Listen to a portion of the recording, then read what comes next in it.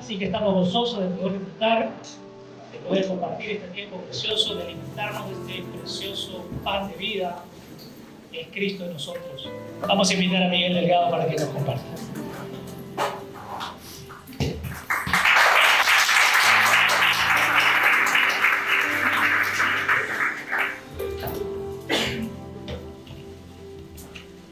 Bueno, ¿cómo van? ¿Todo bien? Amén.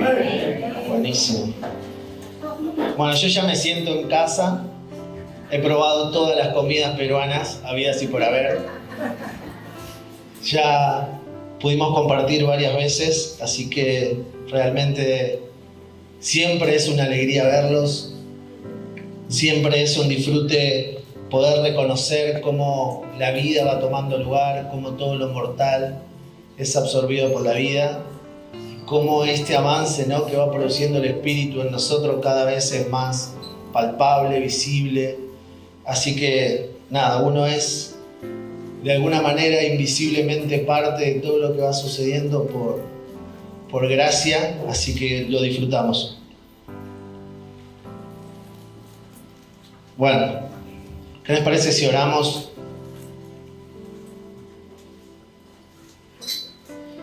Señor, te damos gracias. Estamos, Señor, reunidos en Cristo para disfrutar, Señor, de una mayor exactitud, de una mayor revelación. Que todo, Padre, cobre claridad en esta noche, en estos días. Padre, que cada uno de los que estemos en este lugar estemos completamente dispuestos, rendidos, a abandonar absolutamente toda idea, Señor, que hemos edificado en nuestra mente natural acerca del Evangelio. Padre, que podamos tomar con gozo la cruz, entendiendo cuál es el verdadero problema, cuál es el verdadero diagnóstico, Señor, que afrontamos. Padre, que toda interpretación natural de un Dios a nuestra medida hoy sea, Padre, derrumbado por tu Espíritu. Señor, la mesa está servida, el pan está, y comemos no por necesidad, sino por el gozo, el deleite, Padre, que produce ese alimento. Hemos probado y no queremos comer otra cosa, Señor. Te damos gracias en el nombre de tu Hijo. Amén. Amén. Bueno, y pensaba un poco, creo que debo estar un poco más grande, ¿no? Porque uno empieza a pensar y a recordar ciertas cosas que nos trajeron a entender un poco, si bien todavía no lo hemos alcanzado y proseguimos a la meta, caminamos juntos, hoy por gracia estamos disfrutando de una medida mayor de luz, pero recordaba un poco los comienzos en los que el Señor nos permitió, junto con mi esposa, estando participando de un ministerio con los jóvenes, poder entender, ¿no? Lo primero que se nos reveló fue Cristo en nosotros y no éramos conscientes, si aún hoy no lo somos, de la magnitud de lo que significaba eso, ¿no? Pero hubo algo que me impactó mucho en mi vida y que creo que fue un quiebre, ¿no? O sea, fue ver manifestado palpablemente la realidad de Cristo en nosotros, ¿no? Y fue una vez que escuché a un pastor decir que antes de compartir la palabra estaba atravesando un momento de debilidad. Un momento en donde él mismo lo definió diciendo: me están pegando por todos lados, ¿no? Y eso fue sinceramente tremendo para mí, porque rompía con absolutamente toda perspectiva que yo tenía acerca de lo que era la asignación pastoral, ¿no? Pastores que tal vez gozaban de una perfección, de esposas perfectas, matrimonios perfectos, hijos perfectos, ¿no? Y tal vez vivían otra realidad diferente a la que vivíamos nosotros. Pero lo que pude entender es que hay una necesidad, hermanos, y que el verdadero problema no son las circunstancias que atravesamos, no son los problemas que vivimos a diario, sino es nuestra fortaleza que aún está ahí en medio de nosotros, ¿no? Es esa fortaleza adámica, esos pensamientos, esa edificación que hemos edificado acerca de lo eterno con nuestra mente natural y que aún permanece en nosotros, ¿no? Y que se opone a lo que decía Pablo, presentarse en debilidad, en temor y en temblor, ¿no? Y tal vez a partir de ese momento empecé a atravesar un proceso justamente de ser debilitado, ¿no? Para que Él sea fortalecido en nosotros. Y cada vez que tenemos la oportunidad de compartir, cada vez que tenemos la posibilidad de expresar por gracia aquello que hemos recibido, uno se presenta en temor, en debilidad y en temblor. Y entendemos lo que Pablo estaba diciendo cuando se expresaba así, ¿no? Sería muy perjudicial para el avance presentarnos con palabras persuasivas de sabiduría humana, ¿no? Sería muy perjudicial para ustedes que nosotros hoy compartiéramos basándonos en nuestro intelecto, en una buena oratoria y tal vez en la comodidad que produce un conocimiento, porque podemos llegar a explicar con pericia acerca del Evangelio y acerca de la cruz, pero hermanos, algo completamente opuesto o diferente a eso es tomar la cruz, estar debilitado, estar dispuesto a ser vaciado completamente de todo pensamiento natural.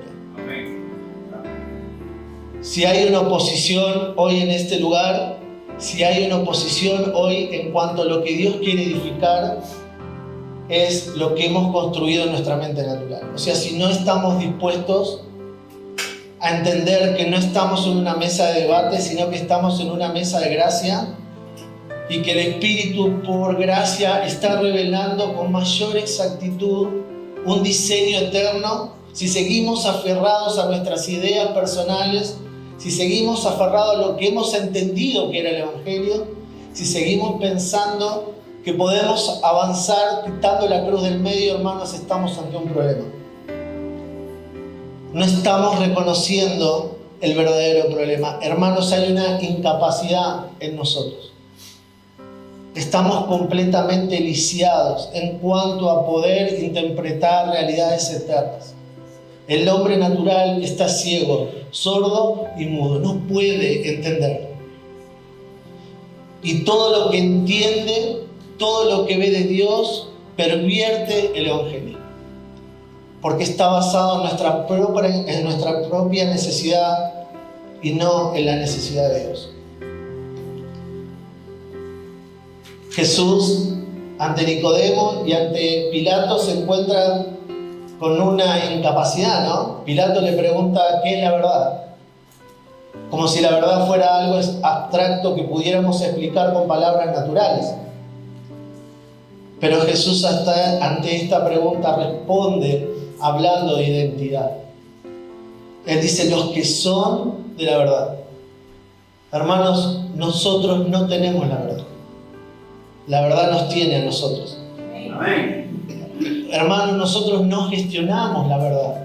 La verdad nos gestiona a nosotros. Y en esta conferencia, lo importante no es a qué medida de verdad sos expuesto, sino a cómo esa verdad entra en un estado de gestión en tu vida, derrumbando todo pensamiento natural que hayas construido. Si no estamos dispuestos a que toda fortaleza y toda idea, por más buena que parezca y por más cómoda que haya sido nuestra vida, si no estamos dispuestos a que todo eso sea absolutamente destruido por el Espíritu, hermanos, no va a haber avance. Vamos a seguir teniendo un velo delante de nuestros ojos que no nos permite ver. La misma incapacidad encontró Jesús en Nicodemo. Obviamente que Nicodemo podía ver señales, pero no podía ver sustancia. O sea, no podía ver aquello que las señales estaban señalando. Él veía las señales y de alguna manera interpretaba que esas señales provenían del Hijo de Dios. Pero Jesús le dice, mirá, no podemos empezar a hablar. No hay nada que te pueda comunicar del reino si no naces de nuevo. ¿Por qué? Porque todo lo que pertenece al Evangelio, todo lo que pertenece al reino, tiene que ver con una realidad espiritual en la cual el hombre natural está completamente incapacitado de ver. Y el problema es que todo lo que el hombre natural no ve, ¿saben qué hace? Se lo inventa, se lo imagina. Y así la iglesia ha ido detrás de un montón de ideas, pero ha dejado la cruz del lado. Y hermanos, no hay evangelio si no hay cruz. Por eso no estamos intentando convencerlos o convencernos acerca de un conocimiento. No estamos tratando de cambiar un conocimiento en sus mentes naturales. Lo que estamos siendo es siendo absorbidos por una mente corporativa. Hermanos, en este lugar no hay muchas mentes tratando de ponerse de acuerdo y pensar de una misma manera. Hay muchas mentes siendo absorbidas por una sola mente, que es la mente corporativa de Cristo, que es la única capaz de interpretar una realidad eterna. Si yo les preguntara a ustedes, ¿les puedo pedir agua? Gracias. O mate, sí, bueno, sería golazo.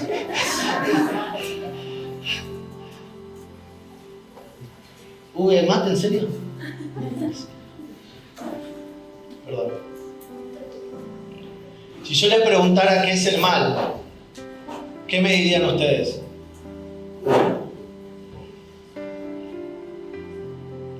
Sé valiendo, gracias. ¿Qué es el mal? Miren, la respuesta más fácil es la ausencia del bien, ¿no? Pero entonces tendríamos que definir qué es el bien. ¿Qué es el bien para ustedes?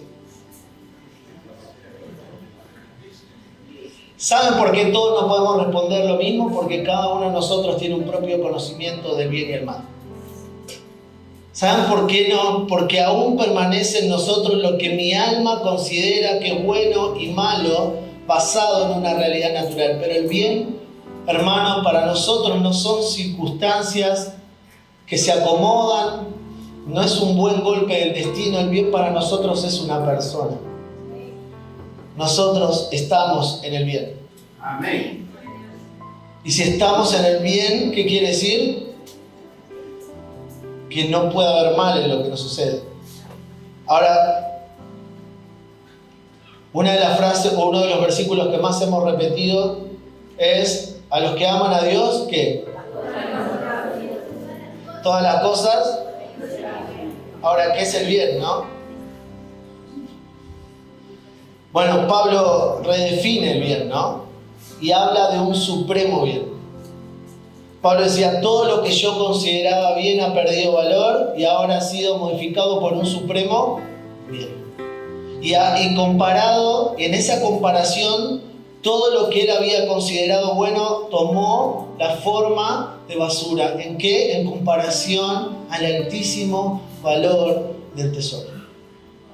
Pero nuestra consideración del bien y el mal no va a ser transformada si no comprendemos primeramente el diagnóstico del hombre natural y por otro lado la buena noticia del Evangelio, que es ahora entender, ver y reconocer un supremo bien.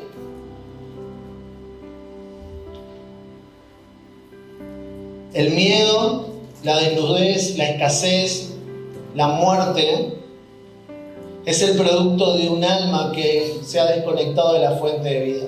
Y todo lo que reproduce es muerte. Ahora, ahí tal vez hay un choque, ¿no? En nuestro pensamiento y en nuestra consideración. Porque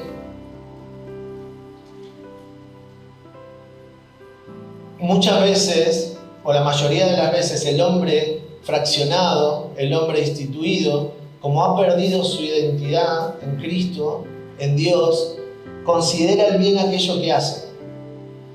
¿Vieron que por ahí muere alguien y toda su vida hizo buenas cosas y automáticamente la gente, ¿qué dice?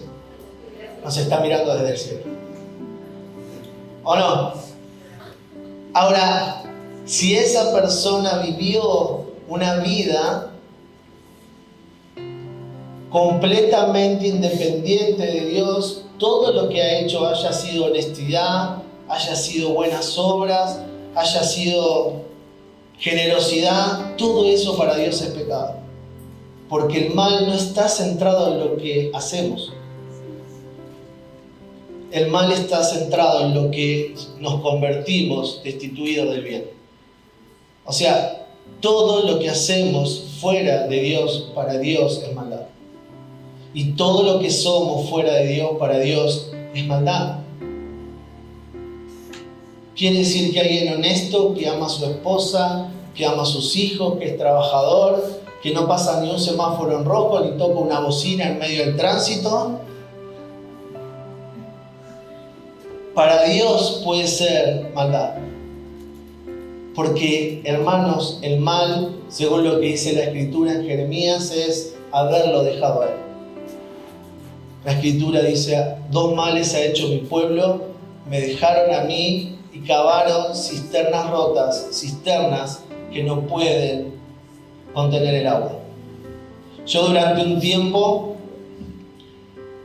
interpreté que la práctica del pecado era hacer muchas veces lo mismo y convertirse en un experto, ¿no? Por ejemplo, decía, bueno, alguien que miente mucho, practica la mentira y se convierte en un experto acerca de la mentira. Pero practicar el pecado es todo lo que yo considero fuera de Dios. Practicar el pecado es mi vida completamente desconectada del propósito eterno, del entendimiento, mis propios pensamientos, mi voluntariado, mis capacidades, mi raciocinio, todo lo que está desconectado de la vida para Dios es pecado.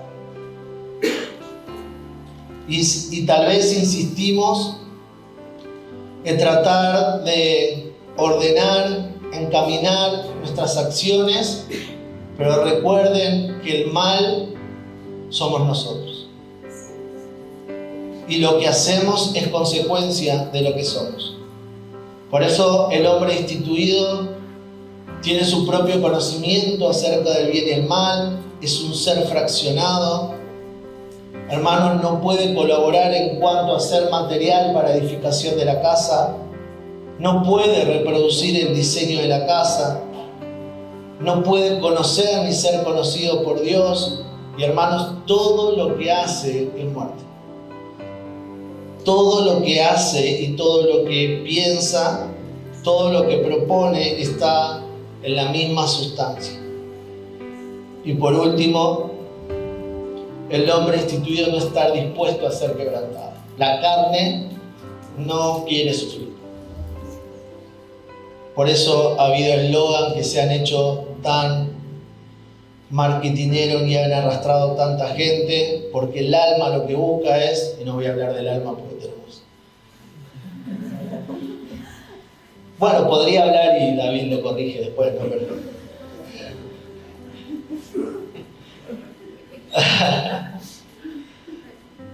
Pero el alma está tratando de evitar el sufrimiento. El alma está tratando de evitar el ser quebrantados.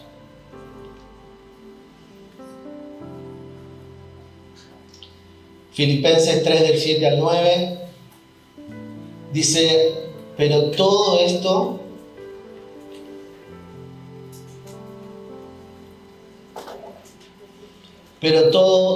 que antes valía mucho para mí, ahora a causa de Cristo lo tengo por algo sin valor. Aún más, a nada le concedo valor si lo comparo con el bien supremo de conocer a Jesús mi Señor.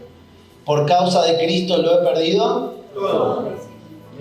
Y todo lo considero por basura a cambio de ganarlo a Él y encontrarme unido a Él. No con una justicia propia adquirida por medio de la ley, sino con la justicia que se adquiere por la fe en Cristo, la que da Dios con base en la fe. Por eso, si hay una revelación del bien supremo, lo que hace es que podamos despreciar todo bien que considerábamos bueno para nosotros, ¿no?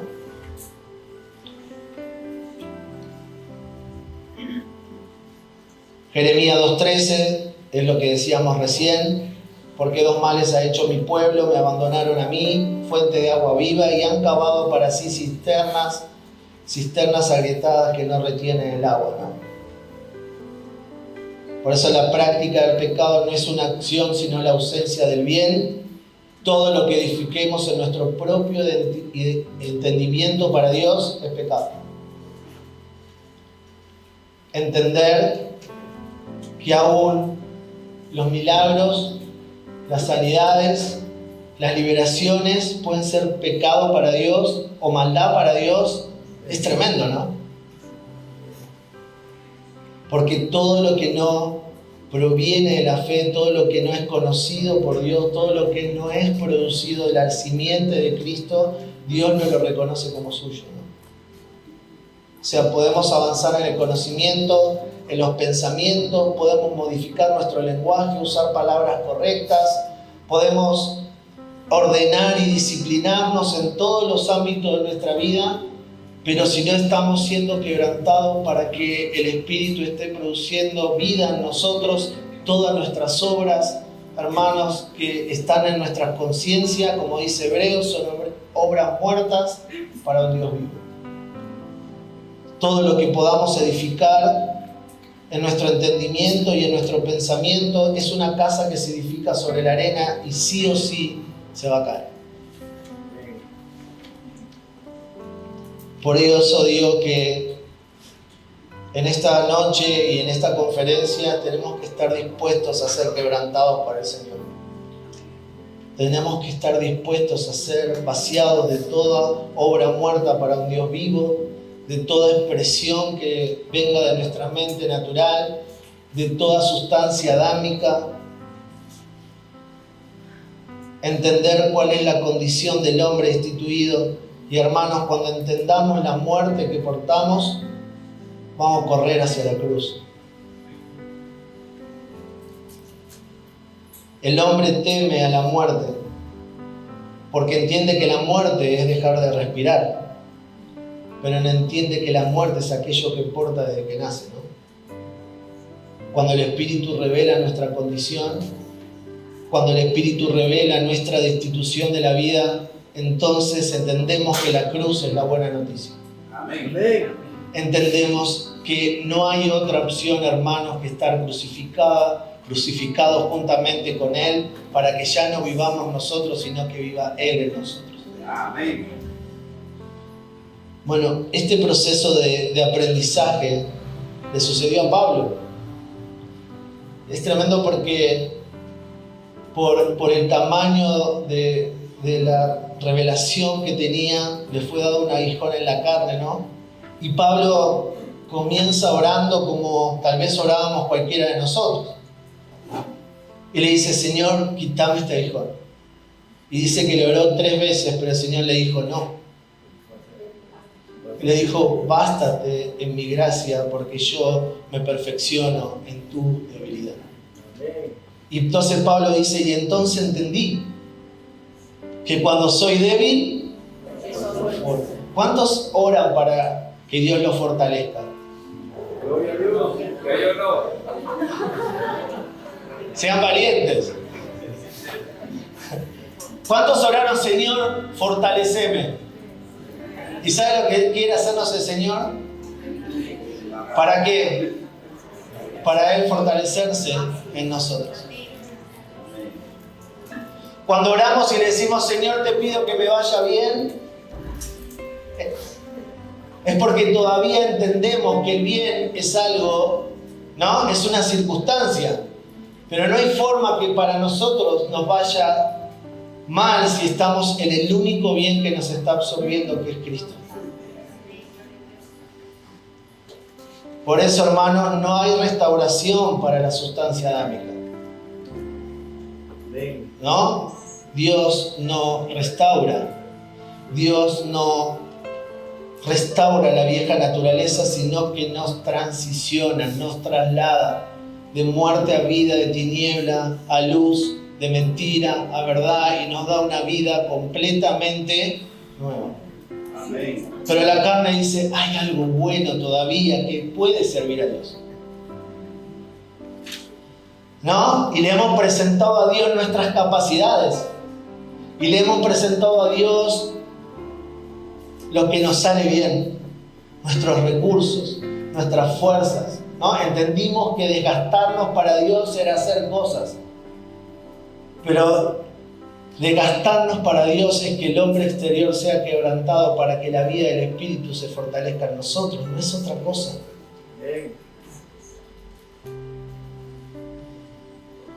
Lo bueno de predicar primero es que después puede venir Fabián y corregirnos.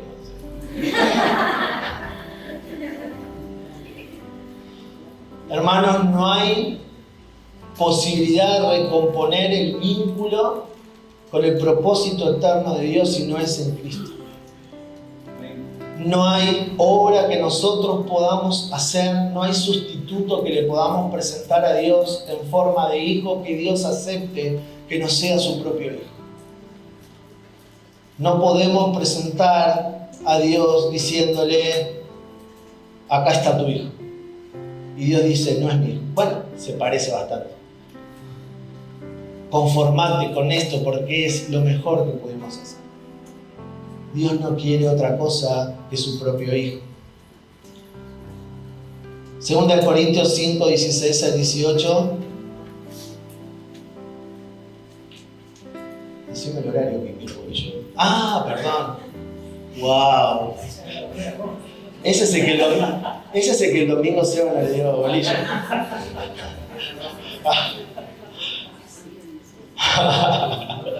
Nunca lo vi. Este se ve. De manera que nosotros de ahora en adelante ya no conocemos a nadie según la carne, porque hemos conocido a Cristo según la carne, sin embargo, ahora no le conocemos así. De modo que si alguno está en Cristo, nueva criatura es, las cosas viejas pasaron, he aquí, todas son hechas nuevas. ¿Dónde están tus pensamientos viejos? Tus ideas, ¿no? Las cosas buenas, hermanos, no hay nada bueno en nosotros. Y sé que cuesta entenderlo, cuesta asimilarlo, porque toda la vida tratamos de buscar cosas buenas en nosotros, pero Dios dice, todos se volvieron inútiles, no hay ninguno bueno, nadie teme a Dios, nadie puede hacer nada para mí.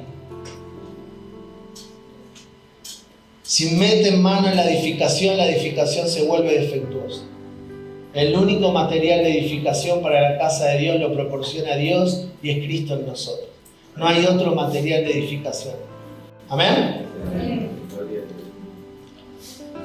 Por eso Adán no puede ser mejorado. Si alguien ora y le dice, Señor, mejorame el carácter, ¿qué hace el Señor? Arranca ese árbol y pone una simiente nueva que tiene el carácter del Hijo en nosotros, ¿no?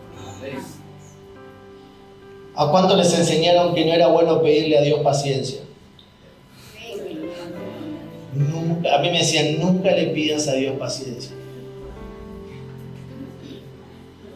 Porque entendimos que Dios le daba paciencia a Adán, ¿no? Entonces alguien es tranquilo y dice, mirá, tiene fruto de Cristo en su vida. No, él tiene un carácter tranquilo, pero eso no quiere decir que esté expresando y reproduciendo la vida que lo está gobernando. Mateo 9, 16 al 17 dice, y nadie pone un remiendo de tela nueva en un vestido viejo, porque el remiendo al encogerse tira el vestido y se produce una rotura peor. Y nadie echa vino nuevo en odres viejos, porque entonces los odres se revientan.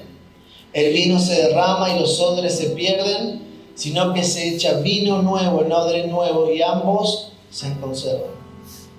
Por eso la obra de la cruz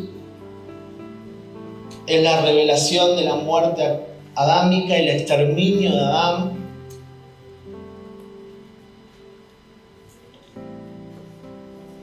El nuevo nacimiento, un nuevo comienzo.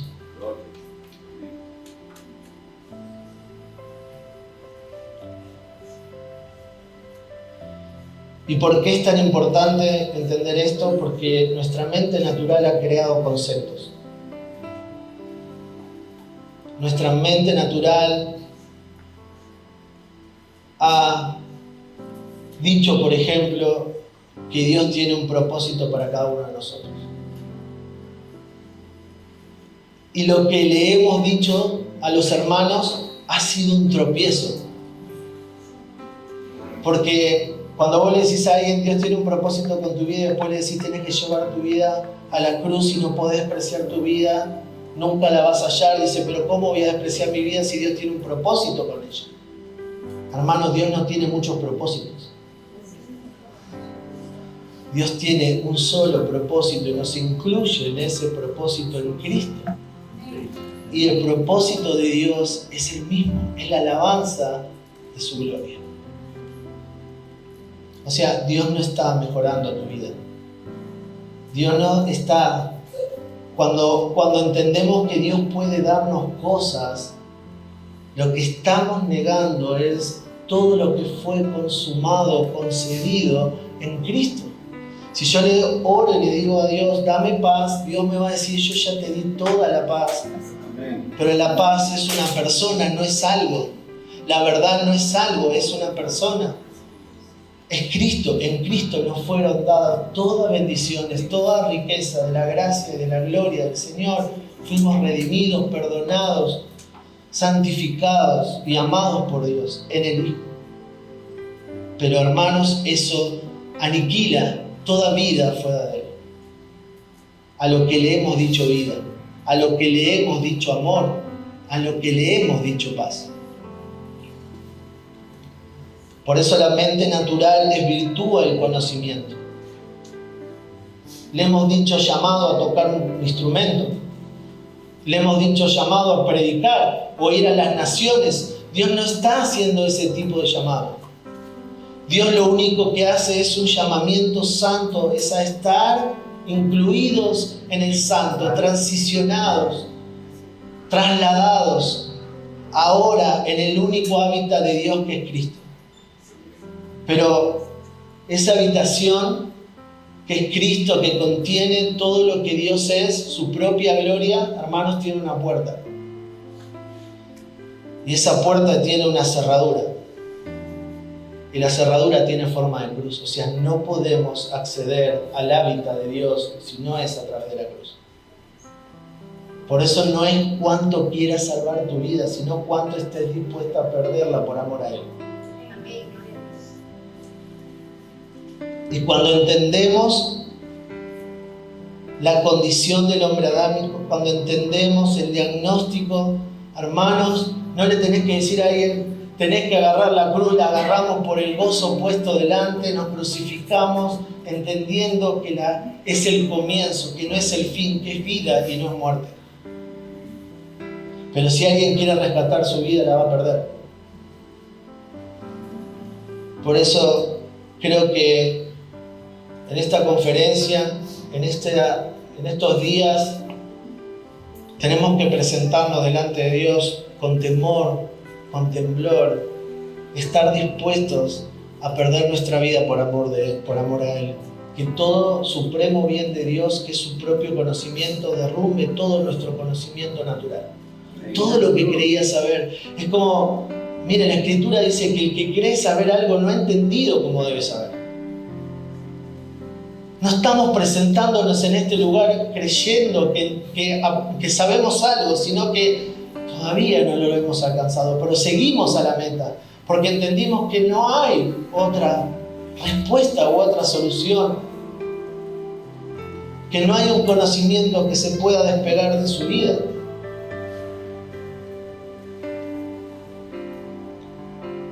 Por eso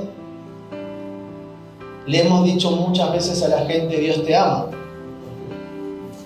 ¿O no? ¿Y es verdad o es mentira? ¿Dios ama o no ama al hombre destituido?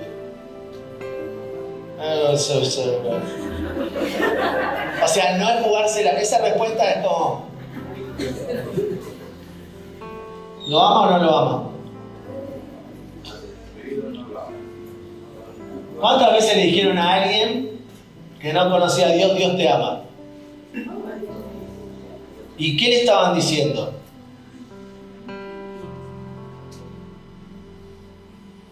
Bueno, arrancamos de vuelta. O sea, ¿cómo Dios expresa su amor con el hombre destituido? Dice la Escritura de una sola manera. O de tal manera amó Dios al mundo, ¿no? ¿Y cómo lo ama? Trasladándolo de Adán a Cristo. Porque ¿quién es Cristo? El amado. O sea, la expresión de amor de Dios, obviamente que Dios no puede hacer otra cosa que amar, porque Dios es amor, ¿no? Pero la forma en que Dios ama al hombre destituido es trasladándolo, rescatándolo, yendo a buscar aquello que estaba perdido. El hombre no puede producir luz, no puede producir vida. El hombre no puede ir a Dios si Dios no va a su rescate. Ninguno de los que fuimos rescatados por el Señor fue por obra, por mérito, porque hayamos hecho algo, sino por gracia y gracia sobre gracia. Y ahora Dios te rescata y ¿qué hace? Te incluye en su Hijo, para que en su Hijo puedas experimentar el verdadero amor de Dios. Lo primero que hace es revelarnos nuestra condición. Lo primero que hace es mostrarle al hombre su muerte, que hay una vida, que hay una eternidad y que no está siendo parte. Y luego proporciona un camino de retorno. Y eso se llama gracia. Juan 3:16 dice exactamente esto, porque de tal manera amó Dios al mundo. ¿Lo saben de memoria? Wow. Que dio a su Hijo unigénito. O sea, ¿cuál es la forma en que Dios amó al mundo? Dándole al Hijo. O sea, produciendo luz. Dios produce luz. El hombre no puede producir luz porque es tiniebla. Entonces Dios envía al Hijo en forma de luz. Y ahora la luz resplandece al mundo. Pero dice la Escritura, y esta es la condenación del mundo, que amaron más que las obras de las tinieblas que la luz. Rechazaron la luz.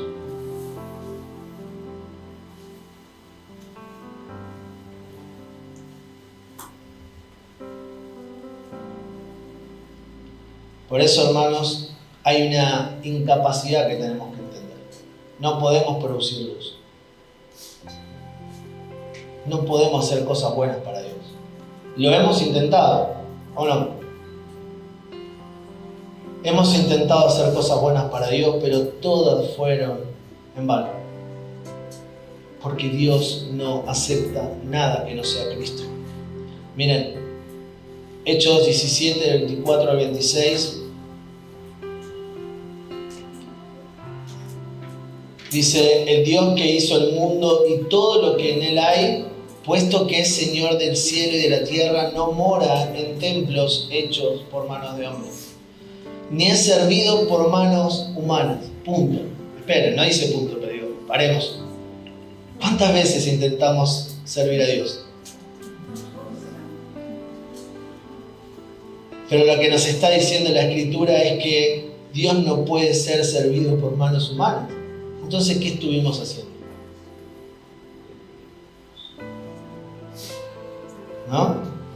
Digo, amerita una evaluación en cuanto a la sustancia que portan nuestras obras. Porque la iglesia no tiene que hacer obras. ¿No? La iglesia tiene que expresar las obras que fueron diseñadas desde antes de la fundación del mundo para que anduviéramos en ellas. Amén.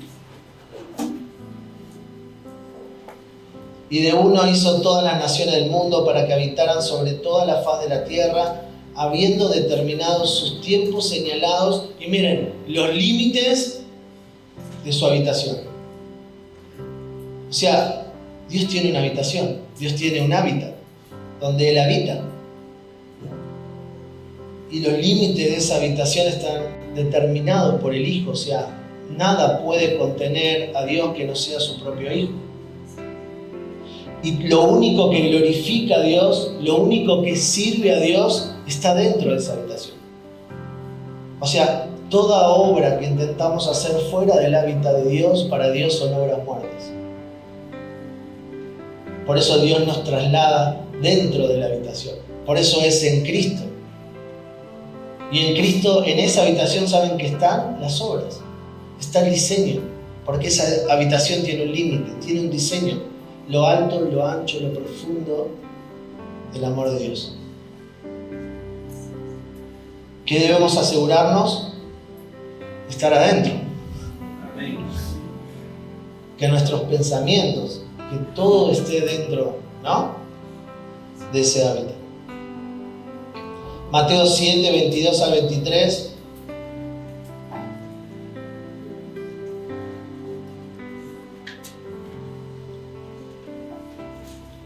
Ah, caliente el mate, no. Estoy metiendo agua para tratar de... Aquí queda uno que le gusta bien caliente. Mateo 7, 22 al 23 dice: muchos me dirán en aquel día: Señor, Señor, no profetizamos en tu nombre, y en tu nombre echamos fuera demonios, y en tu nombre hicimos. Y entonces les declararé: nunca los conocí.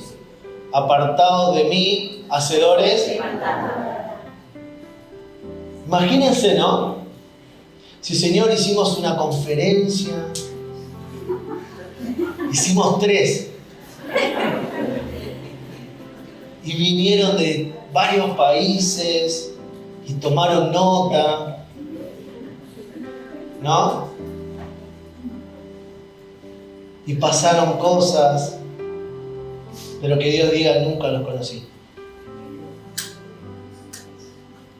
¿Por qué? Porque Dios no reconoce nada que esté fuera de su Hijo.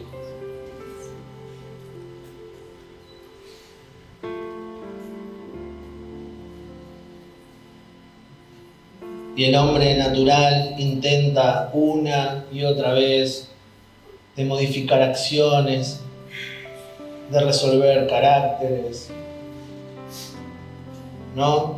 Y tal vez dice: bueno, ahora voy y tengo que amar a mi esposa, tratarla como vaso frágil, y tratamos de reproducir un diseño que únicamente está en el Hijo, ¿no? Y tratamos de hacer obras que presentamos a Dios como sustitutos, pero nada de eso contiene la vida, hermanos. Por eso la pregunta sería en esta noche: ¿cuántos están dispuestos a abandonarse a sí mismos y a todo conocimiento que hayan adquirido? Bueno, la mitad.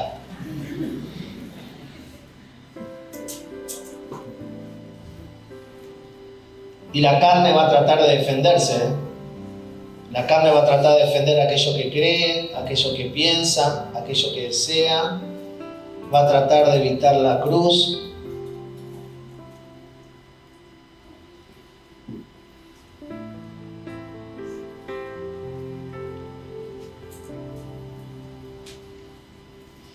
Primera de Corintios 2, del 13 al 15, de lo cual también hablamos, no con palabras enseñadas por sabiduría humana, sino con las enseñadas por el Espíritu, combinando pensamientos espirituales con palabras espirituales. Pero el hombre natural no acepta las cosas del Espíritu de Dios, porque para él son necedad, y no las puede entender porque se disciernen espiritualmente.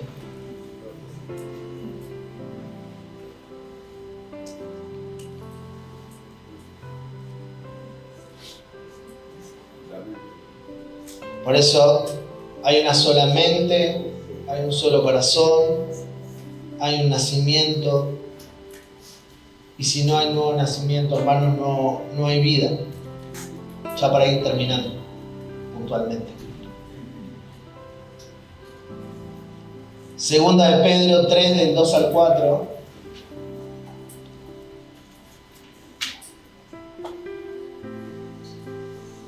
Dice, para que recordéis las palabras dichas de antemano por los santos profetas y el mandamiento del Señor y Salvador declarado por vuestros apóstoles. Ante todo sabed esto, que los últimos días vendrán burladores, con su sarcasmo, siguiendo sus propias pasiones y diciendo, ¿dónde está la promesa de su venida? Porque los que los padres durmieron, todo continúa tal como estaba desde el principio de la creación. Y meditaba en el significado de burlar, ¿no? Burlar es esquivar, evitar, difamar. Y en la proliferación de un evangelio humanista, lo que se está tratando es de burlar la cruz, de esquivar el estar crucificado juntamente con Él.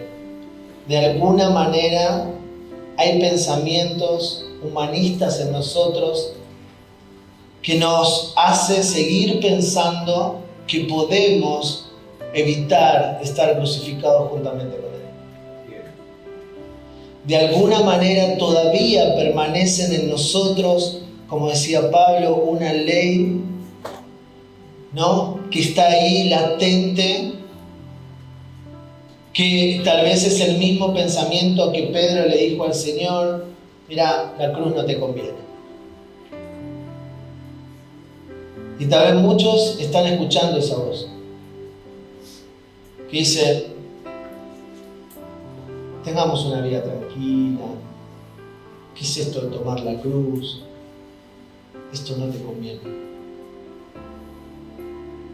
Y hay un pensamiento que está tratando de burlar la cruz, pero no hay otra opción.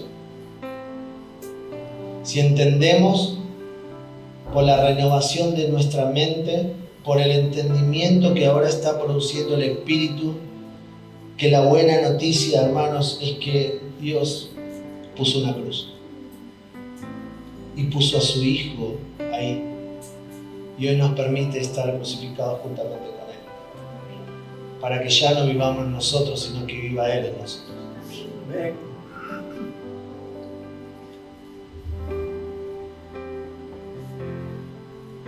Por eso vieron ese hombre que encontró un tesoro escondido.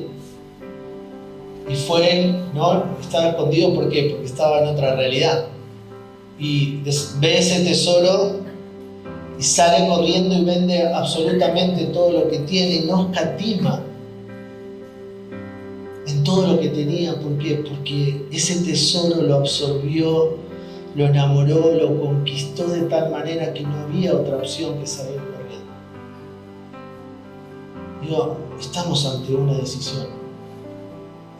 No podemos permanecer en nuestra propia vida y anhelar la vida de Dios en nosotros. No podemos querer entrar en el hábitat de Dios, donde está su diseño, donde están sus obras, donde está la revelación corporativa de Cristo en nosotros, sin poder tomar la cruz. Hermano, no podemos burlar la cruz, porque la puerta tiene una cerradura en forma de cruz. Es tomando la cruz que yo puedo acceder, es estando crucificado, porque la vieja naturaleza no tiene parte en todo esto.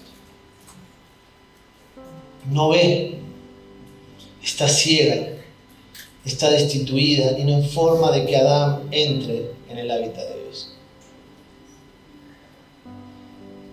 Y cuando se me revela, tomo la cruz por el gozo puesto delante, entiendo que la cruz es la buena noticia, es la vida, es la redención, es el fin de la vieja naturaleza.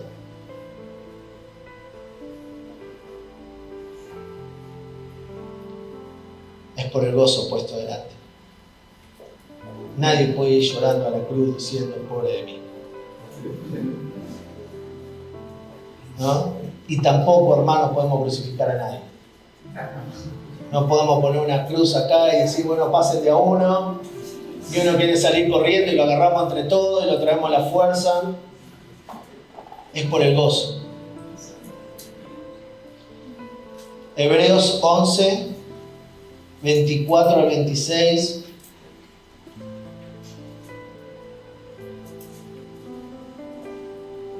Dice, por la fe Moisés, cuando era ya grande, rehusó ser llamado hijo de la hija del faraón, escogiendo antes ser maltratado por el pueblo de Dios que gozar de los placeres temporales del pecado, considerando como mayores riquezas el oprobio de Cristo que los tesoros de Egipto, porque tenía la mirada puesta en la recompensa. Eso fue por el mal. ¿A dónde estaba puesta la mirada? En la recompensa. ¿Y qué hizo que Moisés pudiera estar viendo aquello que era invisible en los ojos naturales? Él rechazó una herencia por otra herencia. Hermanos, rechazó la herencia terrenal por una herencia celestial. ¿Qué deja el viejo hombre, Adán, en nosotros? Una herencia, un vestigio, una vestimenta, que es la vieja mente, el viejo corazón, los viejos deseos. Pero cuando estamos mirando lo eterno, cuando por revelación del Espíritu estamos comprendiendo la herencia, rechazamos la herencia terrenal y disfrutamos del oprobio de Cristo. No les gusta mucho disfrutar del oprobio, pero para eso hay que poner la mirada en las cosas eternas. Y eso no es una capacidad, es una revelación del Espíritu. Por eso Pablo oraba y decía, no oraba para que a la iglesia se le terminen los problemas, para que se le terminen las persecuciones, oraba para que sean abiertos los ojos de su entendimiento, para que puedan ver la herencia celestial. Porque si vemos la herencia celestial, si entendemos las riquezas de Cristo en nosotros, entonces vamos a poder rechazar toda herencia de este mundo. El oprobio va a ser una buena noticia, hermano.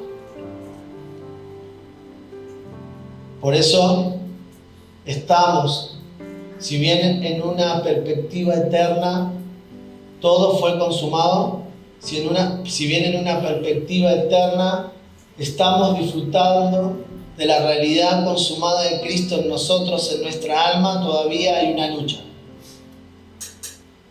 ¿no? Entre abrazar la cruz y rechazar el oprobio de Cristo.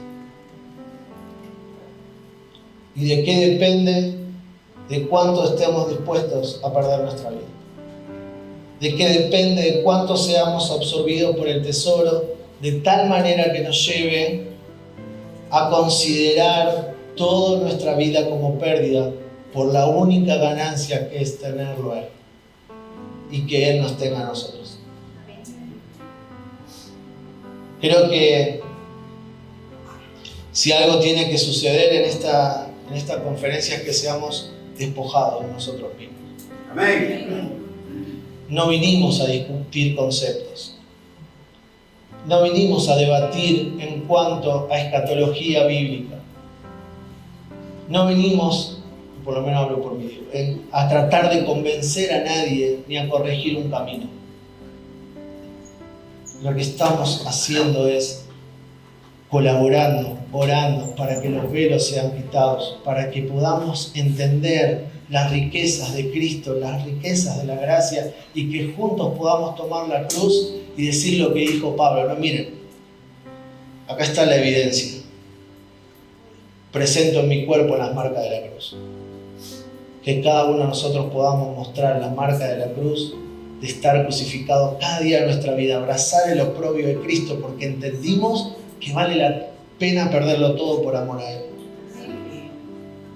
¿Están dispuestos?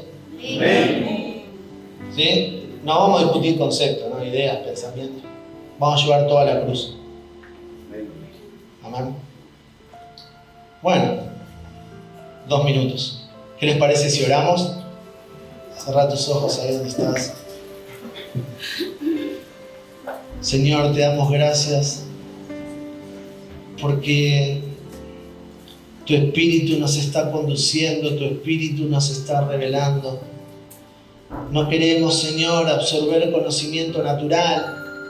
No queremos, Señor, tener una exactitud en cuanto a nuestras palabras, sino, Señor, ser completamente absorbidos por la vida, que no quede nada de nosotros. Señor, nos presentamos delante de Ti con temor, temblor, Señor, porque entendimos que lo único que anhelamos, lo único que deseamos es que vos seas fortalecido en nosotros, Padre. Tomamos la cruz por el gozo, porque hemos entendido, Señor, nuestra incapacidad. Hemos entendido, Señor, nuestra condición. Que por el poder de tu Espíritu, Señor, se derrumbe toda fortaleza, toda altivez, todo pensamiento que sea oposición, Señor, a tu obra consumada en Cristo, Padre. Que todo espíritu contrario en nosotros hoy quede completamente inoperante, Señor. Que toda oposición de la carne hoy sea crucificada juntamente con Cristo, Padre, para que tu Espíritu produzca libertad, Señor.